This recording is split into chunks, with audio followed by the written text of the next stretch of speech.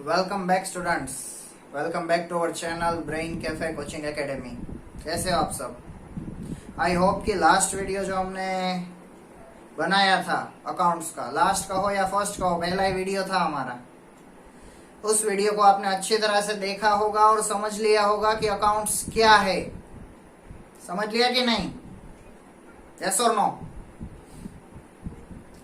तो अगर उस वीडियो को देखने के बाद, जो एक ही वीडियो था, एक ही वीडियो देख के अगर हमें इतना सब समझ आ जाए अकाउंट के बारे में, बेसिक हमारा एक प्लेटफॉर्म बन जा रहा है, तो सोचिए अगर हम ऐसे ही कंटिन्यूअस वीडियोस देखते रहेंगे, लेक्चर्स अटेंड करते रहेंगे, वीडियो लेक्चर्स, तो कितना हमारा अकाउंट का नॉलेज बढ़ जाएगा। इसीलिए मैं किशन विठलानी आप लोगों के सामने और एक वीडियो लेकर आया हूँ अकाउंट सब्जेक्ट का, चैप्टर नंबर 1 जो हमने स्टार्ट किया था, इंट्रोडक्शन ऑफ अकाउंटिंग। उसी में और एक टॉपिक, बहुत ही इंटरेस्टिंग टॉपिक है, छोटा सा टॉपिक, छोटा सा वीडियो रखेंगे हम, स्टार्टिंग का फेज है। हो सकता है आप लोग बोर हो जाओ, बड़ा वीडियो देख के कितना, आधे घंटे का वीडियो कौन देखेगा। इसीलिए इसको मैं एक ही टॉपिक का बना रहा हूँ, इस वीडियो को। कंटिन्यूअसली ऐसे वीडियोस हमारे आते रहेंगे। चैनल को सब्सक्राइब कीजिए, लाइक कीजिए, शेयर कीजिए वीडियोस को, अपने फ्रेंड्स को दिखाइए, खुद देखिए और नॉलेज को गेन करते रहिए। आज का जो हमारा टॉपिक है, स्टार्ट करते हैं, जिसका नाम है अकाउंटिंग प्रोसेस। लास्ट लेक्चर को आपको याद ही होगा हमने क्या कवर किया था। पूरी अकाउंट की डेफिनेशन, मैंने कहा था अकाउंट की डेफिनेशन आ जाए समझो फर्स्ट चैप्टर आ गया, इंट्रोडक्शन टू अकाउंटिंग। वही की वही चीजें बार बार रिपीट होगी पूरे चैप्टर में, वही सब कुछ है जो हमने डिस्कस किया था। क्या था अकाउंट? फटाफट रिवाइज कर लेते हैं। Accounting is an art, accounting is a systematic process of, क्या चीज है? 7 चीजें, आईएनजी वाले 7 वर्ड्स मेरे साथ फटाफट रिपीट कीजिए। आइडेंटिफाइंग, सबसे पहले क्या करना है? ट्रांजैक्शन को आइडेंटिफाई करना है। किसमें आइडेंटिफाई करना है? इकोनॉमिक है कि नॉन इकोनॉमिक? कौन से ट्रांजैक्शंस रिकॉर्ड होते हैं? इकोनॉमिक ट्रांजैक्शंस ही रिकॉर्ड होते हैं। इकोनॉमिक ट्रांजैक्शंस ही सिर्फ रिकॉर्ड होते हैं, नॉन इकोनॉमिक ट्रांजैक्शंस को हम रिकॉर्ड नहीं करते हैं। देन आइडेंटिफाइंग, मेजरिंग, क्या करना है? मेजर करना है। किसमें मेजर करना है? In terms of money. क्या मैंने कहा था? अकाउंट सिर्फ एक ही भाषा समझता है, एक ही लैंग्वेज समझता है। कौन सी लैंग्वेज? मनी की भाषा। वांटेड में सलमान खान कहता है ना कि मैं सिर्फ मनी भाई के लिए काम करता हूं, ऐसी बात है यहाँ पे। अकाउंट सिर्फ मनी भाई के लिए काम करता है, पैसे के लिए ही काम करता है। उसे चेयर्स नहीं समझ आता, उसे टेबल्स नहीं समझ आता है, उसे सोफा सेट्स नहीं समझ आते हैं, उसे मीटर या लीटर की भाषा नहीं समझ आती है। उसे सिर्फ एक ही भाषा समझ आती है और वो है मनी की भाषा, monetary language. Any transaction that can be measurable in terms of money can only be recorded in accounts. फिर से एक बार, any transaction that can be measurable in terms of money can only be recorded in books of account. तो money में जो transaction record हो सकते हैं, money में मेजरेबल है, वो रिकॉर्ड हो गए। अगर मनी में मेजरेबल नहीं है, नॉन मॉनेटरी ट्रांजैक्शन है, नॉन इकोनॉमिक ट्रांजैक्शन है, मना कर दो, सिंपली बाहर रहो भाई, हमें कोई काम नहीं है आपका। समझ आ रही है बात? तो पहला आइडेंटिफाई करो, इकोनॉमिक है कि नॉन इकोनॉमिक। फिर इकोनॉमिक ट्रांजैक्शन को मनी में कन्वर्ट करो, मनी में मेजर करो। ऐसा नहीं है कि इकोनॉमिक ट्रांजैक्शन सारे मॉनेटरी है। Economic transaction is not equal to monetary transaction. कुछ ट्रांजैक्शन ऐसे है जो इकोनॉमिक है, मनी में मेजर हो सकते हैं, पर मनी का उसमें कोई रोल ही नहीं है। समझ आ रही है बात? मनी उसमें इन्वॉल्व है पर मनी का कोई कंसिडरेशन नहीं है। जैसे कि goods of ₹2000 received in free sample.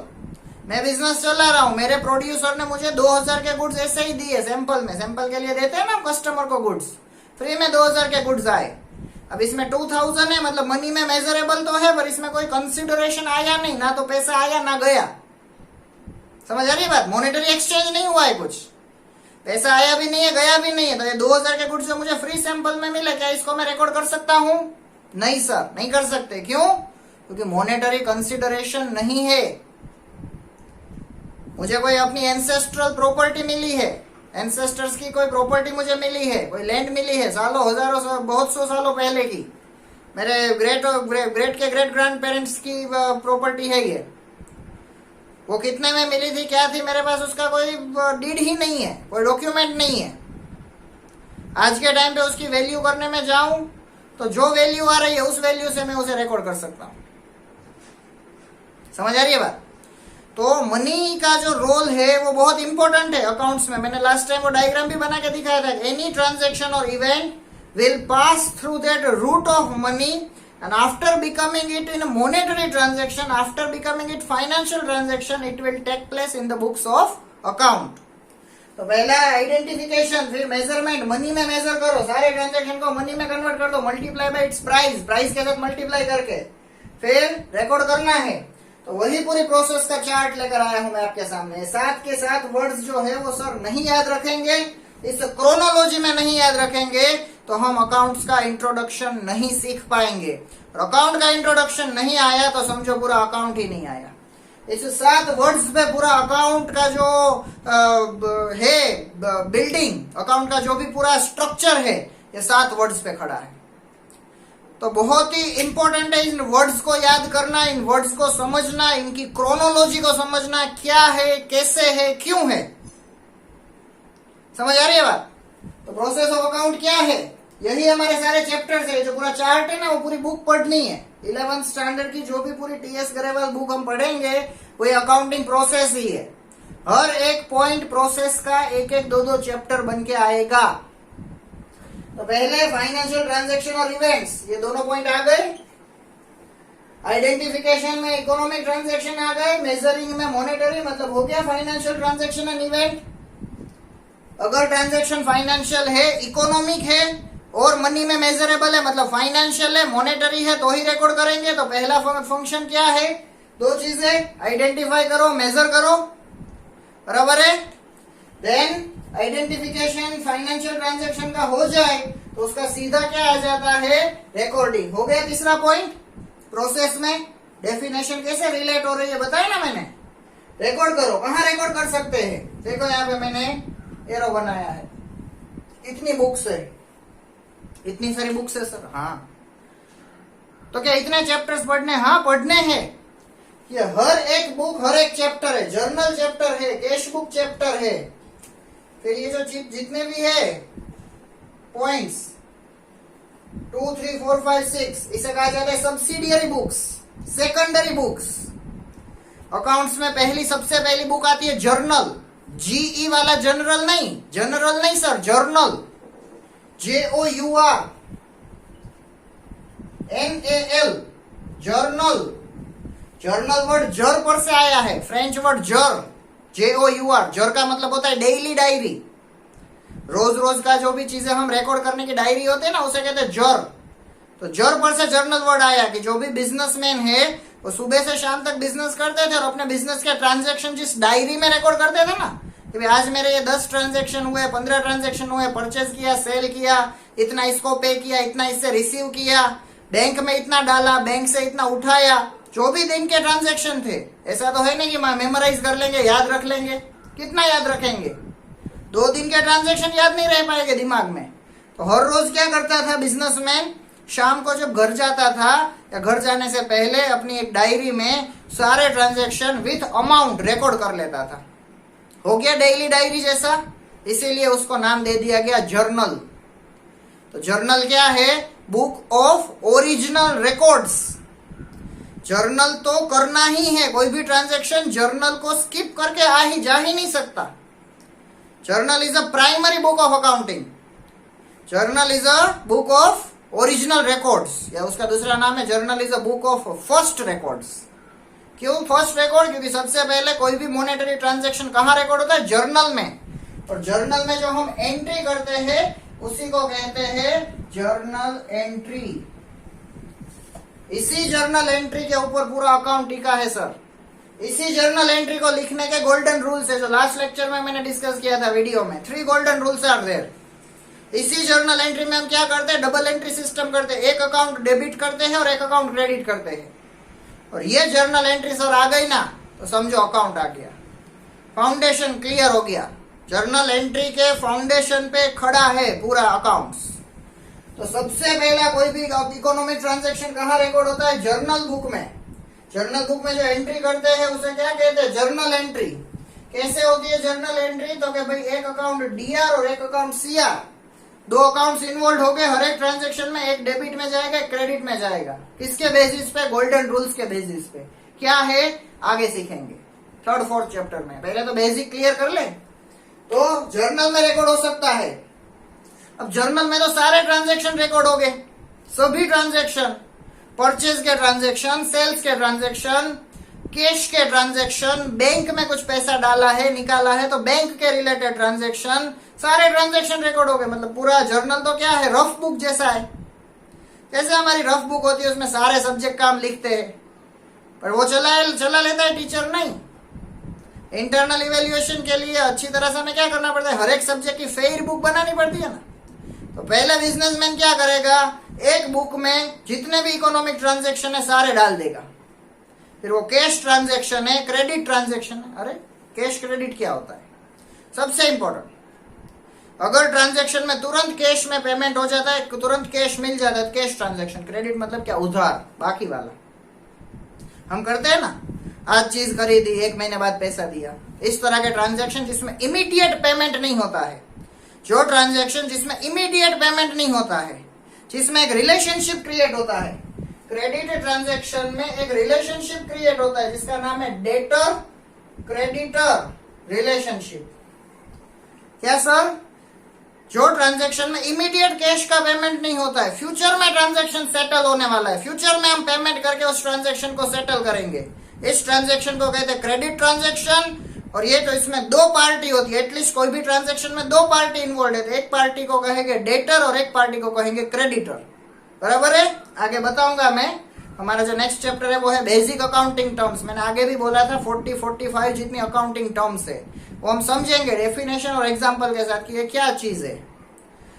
तो पहले जर्नल में सारे ट्रांजैक्शन रिकॉर्ड हो गए। फिर अगर मुझे वो सारे ट्रांजैक्शन को अलग अलग करना है, क्या? क्लासिफाइंग। समझ आ रही है बात? सारे ट्रांजैक्शन को अलग अलग अगर बुक में डालना है सॉरी, तो क्या करना पड़ेगा? कैश के जितने भी ट्रांजैक्शन है कैश रिलेटेड, जिसमें पैसा आ रहा है जा रहा है, सबको एक जगह पे कैश बुक। जितने भी परचेज के ट्रांजैक्शन है परचेज बुक, जितने भी सेल्स के ट्रांजैक्शन है सेल्स बुक। खरीदा हुआ कोई चीज अगर रिटर्न कर रहे हैं उसे कहते हैं purchase return, purchase return book. हमने कुछ सेल कर दिया था, कस्टमर को बेच दिया था, वो कस्टमर हमें रिटर्न कर दे रहा है, सेल्स रिटर्न बुक। और जो ट्रांजैक्शन कहीं नहीं आ रहे हैं ये 5 में से, ये 5 के तो सेपरेट नाम है, परचेज रिटर्न, सेल रिटर्न। कुछ ट्रांजैक्शन ऐसे है जो बैंक रिलेटेड है, कुछ ट्रांजैक्शन ऐसे है जो बार्टर वाले है, गुड्स दिया बदले में गुड्स लिया, फर्नीचर दिया बदले में गुड्स लिया। ऐसे ट्रांजैक्शन जिनका कोई स्पेसिफिक बुक नहीं है वो जाता है जर्नल प्रॉपर में। तो क्या है अकाउंटिंग प्रोसेस? ट्रांजैक्शन को आइडेंटिफाई करो, रिकॉर्ड करो। कहाँ रिकॉर्ड कर सकते हैं? इन सब जगह पे। जर्नल में सारे ट्रांजैक्शन एक साथ रिकॉर्ड होते हैं, इसलिए इसे कहते हैं प्राइमरी बुक। और उसमें से सभी ट्रांजैक्शन को हम क्लासिफाई करते हैं, इसीलिए इनको कहा जाता है सब्सिडियरी या तो सेकेंडरी बुक। ये हमारे चैप्टर है, जर्नल चैप्टर है, कैश बुक चैप्टर है, ये सारा एक चैप्टर के अंदर आ जाता है। हो गया क्लासिफाई। और अगर क्लासिफाई करना हो तो ये बुक्स है, बुक्स में सब एक साथ रिकॉर्डेड है। अब उसमें से मुझे उनके अकाउंट्स बनाने, जो लास्ट टाइम भी मैंने बताया था, टी शेप का अकाउंट होता है, left side right side, debit credit. तो उनको उनके क्या करना है? लेजर में डालना है। लेजर मतलब क्या? अकाउंट, वो टी शेप वाला। तो फिर क्या आएगा? डेफिनेशन के अकॉर्डिंग आइडेंटिफाई किया, मेजर किया, रिकॉर्ड किया, फिर क्लासिफाई किया। अलग अलग सबको अपने अपने सेपरेट अकाउंट में डाल दो। एक अकाउंट कैश अकाउंट, एक परचेज अकाउंट, एक सेल्स अकाउंट, एक परचेज रिटर्न अकाउंट, एक सेल्स रिटर्न अकाउंट। बराबर है? तो वो लेजर में डालना मतलब क्लासिफाई। पहले ट्रांजैक्शन को रिकॉर्ड करो, आइडेंटिफाई करो, सॉरी, फिर रिकॉर्ड करो इन सब बुक्स में। फिर उसमें से उनको क्या करो? उनके हर एक का एक एक अकाउंट बनाओ, लेजर बनाओ। अकाउंट का दूसरा नाम लेजर, अकाउंट का ही दूसरा नाम है लेजर। तो ये टी शेप का जो लेजर बनता है, उस लेजर में उसको डालने की प्रोसेस को कहते हैं लेजर पोस्टिंग। कैसे हम फेसबुक पे कुछ पोस्ट करते हैं, वैसे ये अकाउंट बना के, लेजर बना के उसमें उसका डेबिट क्रेडिट डालना है विथ अमाउंट। उसे कहते हैं लेजर पोस्टिंग। तो फिर प्रोसेस आती है लेजर पोस्टिंग। ये हमारा एक पूरा चैप्टर है और उस लेजर पोस्टिंग पर से क्या किया जाता है, ट्रायल बैलेंस बनाया जाता है। हर एक अकाउंट का, हर एक लेजर का कुछ ना कुछ बैलेंस मिलेगा, किसी का डेबिट बैलेंस, किसी का क्रेडिट बैलेंस। उन बैलेंसेस पर से ट्रायल बैलेंस बनेगा और वो ट्रायल बैलेंस पर से सबसे इंपॉर्टेंट चीज बनती है अकाउंट की, जिसके लिए अकाउंट लिखा जाता है और जिसका नाम है फाइनल अकाउंट्स, एन्युअल अकाउंट्स, या तो उसको और एक वर्ड में कहा जाता है FS, financial statements. Last chapter से हमारे बुक के लास्ट चैप्टर FS1 और FS2, बुक अगर आपके पास हो खोल के देख सकते हो, फाइनेंशियल स्टेटमेंट्स। ये भी एक चैप्टर है, ये सारे चैप्टर है। फिर आता है लेजर पोस्टिंग का चैप्टर, क्रोनोलॉजी में ही है सर। पहले ये समझना है, फिर रिकॉर्डिंग में जर्नल, फिर कैश बुक, फिर ये सारी बुक्स, फिर लेजर बनाना, सबके अकाउंट्स बनाने के, उसमें डालने का। फिर एक चैप्टर है ट्रायल बैलेंस, तुरंत लेजर पोस्टिंग के बाद ट्रायल बैलेंस, फिर बीच में कुछ छोटे मोटे चैप्टर और फिर ये FS, इसे कहा जाता है फाइनेंशियल स्टेटमेंट्स। और फाइनेंशियल स्टेटमेंट से क्या पता चलता है सर? दो चीजें पता चलती है, प्रॉफिटेबिलिटी एंड पोजीशन। हम अकाउंट्स क्यों बनाते हैं? यही जानने के लिए ना कि प्रॉफिट हो रहा है, लॉस हो रहा है, और मेरे बिजनेस में असेट्स कितनी है और लायबिलिटीज कितनी है, बराबर है। तो वो असेट्स और लायबिलिटीज को समझेंगे हम, अकाउंटिंग टर्म्स जो चैप्टर है उसमें। अभी तो आपको ये भी नहीं पता है असेट्स क्या है और लायबिलिटीज क्या है, क्योंकि हम पूरे ब्लैंक है, शुरुआत है ना। शुरुआत में जितना स्ट्रगल करेंगे उतना ही एंड में मजा आएगा। अभी जो टाइम है वो स्ट्रगल का टाइम है, नए नए वर्ड्स रिसर्च करो, फ्री बैठे हो, बहुत अच्छा आपके पास चांस है। अभी गूगल में जाओ, बाकी फालतू चीजें हम जो टाइम वेस्ट करते हैं उसके बदले ये सब चीजों के पीछे रिसर्च करो, वर्ड्स के मीनिंग जानने की कोशिश करो। अपने आप चीजें सेल्फ एक्सप्लेनेटरी है, कॉमर्स के वर्ड्स तो बहुत ही सेल्फ एक्सप्लेनेटरी है, पढ़ के पता चल जाता है। तो ट्रायल बैलेंस बनता है, ट्रायल बैलेंस पर से फाइनेंशियल स्टेटमेंट्स बनते हैं, ये बेस है। बैंक में जाओ लोन लेने के लिए यही मांगेंगे, इनकम टैक्स डिपार्टमेंट में जो ITR होता है, इनकम टैक्स रिटर्न, यही बनाया जाता है, यही भेजा जाता है। तो जो बैलेंस शीट वर्ड तो आपने सुना ही होगा, और कुछ सुना हो ना सुना हो, बैलेंस शीट टैली करना। तो जो बैलेंस शीट टैली करना है, जो किसी भी कॉमर्स स्टूडेंट का एक सबसे मोस्ट इंपोर्टेंट ड्रीम होता है, इसकी जो खुशी है बैलेंस शीट टैली करने की, वो तो एक कॉमर्स ग्रेजुएट या कॉमर्स स्टूडेंट ही समझ सकता है। जो आप लोग बहुत जल्द इससे वो होगे, रूबरू होगे बैलेंस शीट से। 5-6 महीने जाने के बाद ये चैप्टर आएगा हमारा सेकंड सेमेस्टर में, 11th के सेकंड पार्ट में, लास्ट के चैप्टर से। तो ये पूरी प्रोसेस में पहले फाइनेंशियल ट्रांजैक्शन को आइडेंटिफाई करना, फिर उसे रिकॉर्ड करना अलग अलग बुक्स में, फिर उसमें से उनके अलग अलग खाते बनाना, हिंदी में खाता कहा जाता है लेजर को, अकाउंट को लेजर में डालना। सबके अपने अपने सेपरेट लेजर होते हैं, जितने अकाउंट्स ज्यादा उतने लेजर ज्यादा बनेंगे। हो सकता है ये चैप्टर सबसे ज्यादा कम्बरसम लगता है बच्चों को, क्योंकि T शेप के छोटे अकाउंट्स बनाने के। एक सम होता है, एक क्वेश्चन, उसमें मान लो 10 ट्रांजैक्शन है, तो 10 ट्रांजैक्शन में 20 अकाउंट्स के नाम आते हैं, cash account, capital account, debtor account, creditor account. तो छोटे अकाउंट्स बनाओ, फिर उसमें डेबिट क्रेडिट करो, फिर उसका टोटल करो, ज्यादा वाला टोटल दोनों साइड लिख के बैलेंस करो, जो लास्ट लेक्चर में भी मैंने कहा। और उस बैलेंस पर से और एक स्टेटमेंट बनाओ जिसे कहते हैं ट्रायल बैलेंस। और फिर उस ट्रायल बैलेंस पर से कुछ ट्रांजैक्शन को ट्रेडिंग अकाउंट में डालो, कुछ को P&L अकाउंट में डालो, प्रॉफिट एंड लॉस का शॉर्ट फॉर्म P&L, कुछ को बैलेंस शीट में डालो, और सबका टोटल करके फिर लास्ट में बैलेंस शीट को टैली करो, फिर अकाउंट खत्म। 11th के अकाउंट में इतना ही है, बैलेंस शीट तक समझ आ गया, 11th का अकाउंट खत्म हुआ। CBSE हो या गुजरात बोर्ड हो, सब में यही है, बराबर है। तो बैलेंस शीट बनाना, जो बैलेंस शीट मिरर माना जाता है बिजनेस का, बिजनेस की सारी डिटेल जो शो करता है, जिस पर हम रिलाई करते हैं, वही है ये बैलेंस शीट। और फिर इसका क्या किया जाता है? एनालिसिस होता है। तो लास्ट टाइम भी मैंने एग्जांपल दिया था कि ब्लड का रिपोर्ट तो दे डॉक्टर, पर अगर कुछ कमेंट ना करे तो, रेंज ना बताए तो, ज्यादा है कम है वही कुछ ना कहे तो नहीं पता चलता ना। हम तो कॉमन मैन है, लेमैन है।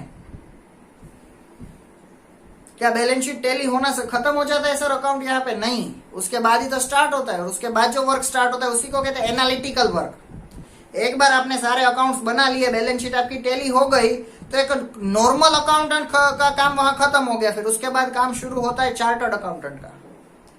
ऑडिट वर्ड सुना है ना, ऑडिट करके वर्ड आता है। ऑडिटर जो है वो ऑडिट करता है। पूरे अर्थ पे एक ही बंदे को ऑडिट करने का राइट मिला है, कंपनीज के ऑडिट करने का राइट, और वो है सीए। तो सीए क्या करता है? अकाउंट्स लिखता है? नहीं, अकाउंट्स तो लिखे लिखा है उसके पास आते हैं, बैलेंस शीट तक का सब बना के ही दिया होता है। वो क्या करता है? उसकी खराई करता है, चेकिंग करता है, उसकी जेन्युइननेस, उसकी रिलायबिलिटी चेक करता है कि सही है या गलत है। बराबर है? तो फिर एक बार बैलेंस शीट टैली हो जाए, आंसर आ जाए, दोनों साइड के टोटल मैच होना, उसे टैली करना कहते हैं। फिर काम खत्म नहीं होता, फिर उसके ऊपर क्या स्टार्ट होता है? Analysis, research. फिर उसका एनालिसिस किया जाता है, इंटरप्रिटेशन किया जाता है, और वो एनालिसिस और इंटरप्रिटेशन एक रिपोर्ट के फॉर्म में, जिसको मैंने लास्ट टाइम भी वर्ड यूज किया था, एनुअल रिपोर्ट, उस एनुअल रिपोर्ट को इस अकाउंट के यूजर्स तक पहुंचाया जाता है। और इस यूजर में भी मैंने नाम बताए थे, इंटरनल यूजर, एक्सटर्नल यूजर। पूरा हमारा टॉपिक है इस चैप्टर में, आगे ये सब टॉपिक्स है, कौन इंटरनल यूजर है, कौन एक्सटर्नल यूजर है, और ये पूरी प्रोसेस है। और फर्स्ट और सेकंड चैप्टर मुझे तो ऐसा लगता है कि इतना इंपॉर्टेंट है कि इसके अगर अच्छे से समझो ना, तो आगे के जितने भी प्रैक्टिकल चैप्टर्स है, ये प्योर थियरी चैप्टर्स है ये सब, तो आगे के जितने भी न्यूमेरिकल्स वाले चैप्टर है वो सब समझ आ जाएंगे, क्योंकि प्रैक्टिकल्स का बेस होता है थियरी। तो पूरी अकाउंट की प्रोसेस में मैंने ऑलमोस्ट सारे चैप्टर का नाम ले लिया और सब कवर कर दिया। ये प्रोसेस समझ लो, ये डेफिनेशन के साथ वर्ड समझ लो, summarising, interpreting and communicating. Users तक वो इन्फॉर्मेशन पहुंचाओ, उस इन्फॉर्मेशन को, मतलब ये ट्रेडिंग अकाउंट, पीएनएल अकाउंट और बैलेंस शीट देख के बैंक वाला डिसाइड करेगा कि आपको लोन देना कि नहीं, इन्वेस्टर डिसाइड करेगा कि आपके बिजनेस में इन्वेस्ट करना कि नहीं, एम्प्लॉय डिसाइड करेगा कि इस बिजनेस में मेरा फ्यूचर कितना है, इसमें मुझे रहना है या दूसरा बिजनेस में ढूंढना स्टार्ट कर दूं। ये सब चीजें इंटरनल और एक्सटर्नल यूजर के लिए है, तो अकाउंट हम यूजर्स के लिए बनाते हैं, जिसमें एक यूजर हम खुद भी है, owners. Owner of A business is also it's user of account, internal user है। बराबर है? आज हमने क्या कवर किया, फटाफट रिकेप्चुलेट करते हैं। डेफिनेशन के 7 पॉइंट्स हमने लास्ट लेक्चर के ही रिकेप्चुलेट किए। बाकी पूरी प्रोसेस, फाइनेंशियल ट्रांजैक्शन और इवेंट्स को आइडेंटिफाई करना, मेजर करना मॉनेटरी टर्म्स में, फिर उसे रिकॉर्ड करना, जर्नल बुक, डेली डायरी, सारे ट्रांजैक्शन रिकॉर्ड कर दिए जाते हैं। फिर उसमें से बाइफर्केशन होगा, सब्सिडियरी बुक्स में, सेकेंडरी बुक्स में, फिर उसमें से उसके खाते मतलब लेजर बनेंगे, डिफरेंट अकाउंट्स, जिसमें पोस्ट किया जाता है, जिसे कहते हैं लेजर पोस्टिंग। फिर उसको टोटल करेंगे, बैलेंस करेंगे, ज्यादा वाले में से कम वाला माइनस करके उस बैलेंस पर से ट्रायल बैलेंस बनाएंगे।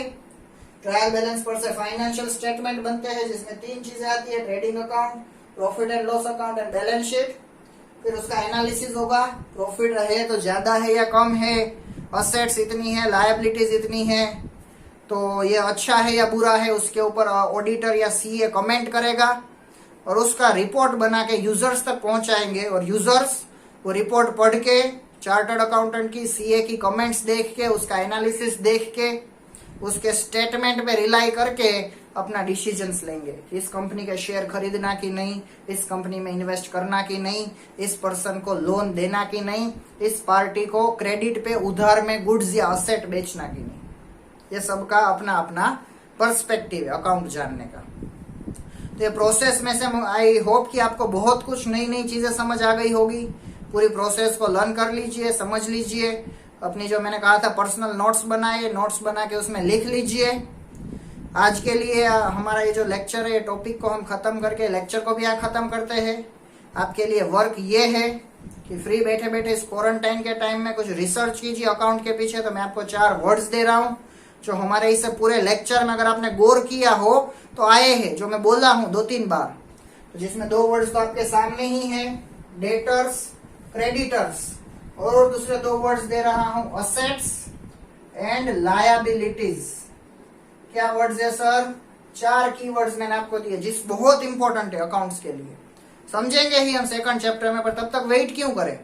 फ्री बैठे हो आप अपनी बुक्स में, गूगल पे, जहां पे रेफरेंस मिलता है वहां से, किसी फ्रेंड रिलेटिव से, दोस्तों से, ये 4 वर्ड की डेफिनेशन या मीनिंग समझिए, उसे लिखिए और मुझ तक पहुंचाइए। यही आपका होमवर्क है, यही आपका टास्क है, असाइनमेंट है। आज का इस लेक्चर को हम यहीं पे खत्म करते हैं। अगर वीडियो आपको अच्छा लगा हो तो इसको लाइक कीजिए, कमेंट कीजिए, फीडबैक हमें दीजिए ताकि हमें भी इंस्पिरेशन मिलता रहे इस लॉकडाउन के रेस्ट्रिक्टेड एनवायरनमेंट में आपके लिए और अच्छे अच्छे नए नए वीडियोस लेकर आए। चैनल को सब्सक्राइब ना किया हो तो सब्सक्राइब कीजिए। Till then, stay at home, stay safe. Thank you very much.